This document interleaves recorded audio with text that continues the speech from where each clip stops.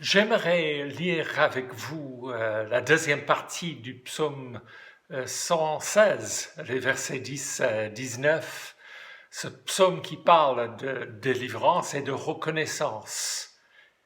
Écoutons ce qu'exprime le psalmiste. J'ai gardé la foi, même quand je répétais, me voilà en bien triste état.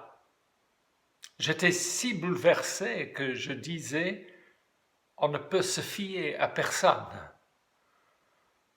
Que puis-je rendre au Seigneur pour tout le bien qu'il m'a fait? Je lèverai la coupe des délivrances et je crierai le nom du Seigneur. Ce que j'ai promis au Seigneur, je le ferai en présence de tout son peuple.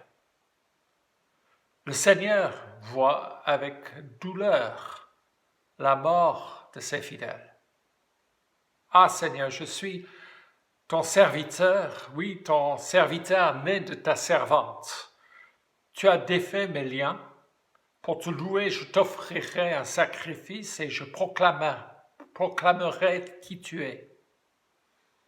Ce que j'ai promis au Seigneur, je le ferai en présence de tout son peuple, dans les cours de son temple au milieu de toi, Jérusalem. Alléluia, vive le Seigneur. Ce psaume parle non seulement du vécu, de la maladie que vit ce psalmiste, mais aussi de l'isolement. Me voilà en bien triste état, on ne peut se fier à personne. Il se sent seul, abandonné. Mais au lieu de plier au désespoir, il décide de louer Dieu au milieu de l'assemblée, d'exprimer sa foi aux autres. Et je suis reconnaissant cette semaine pour tous les sujets de prière et de témoignages rendus par notre réseau virtuel de la communion fraternelle que nous vivons actuellement. Et nous prions particulièrement pour ceux et celles qui ont la santé fragile. Certains ont des craintes légitimes.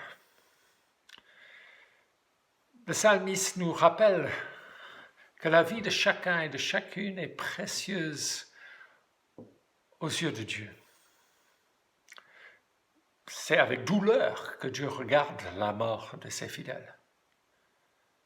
Alors c'est pour cela que nous soutenons les uns les autres par la prière. Ce n'est pas parce que notre foi est une sorte de gris-gris qui nous protège de tout mal, mais c'est parce que nous confessons notre foi en Jésus-Christ, mort et ressuscité.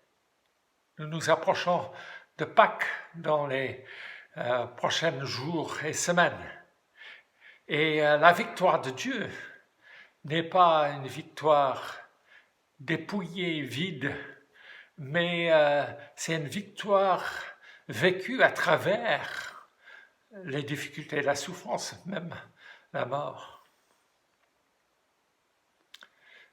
Nous prions les uns pour les autres en rendant grâce à Dieu pour sa fidélité, pour sa bonté, pour la force qu'il nous donne à chaque jour à surmonter cette expérience inédite. Et quoi que nos fragilités ou nos circonstances, ne laissons pas ce triste état nous submerger. Mais rappelons-nous que Dieu nous regarde attentivement, il nous accompagne à chaque instant, qu'il nous abandonnera jamais. Son oreille est toujours tournée vers nous. Il entend notre cri.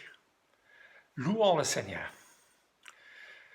Rendons grâce à Dieu pour sa fidélité jour après jour. Et n'oublions aucun de ses bienfaits. Bon dimanche à chacun.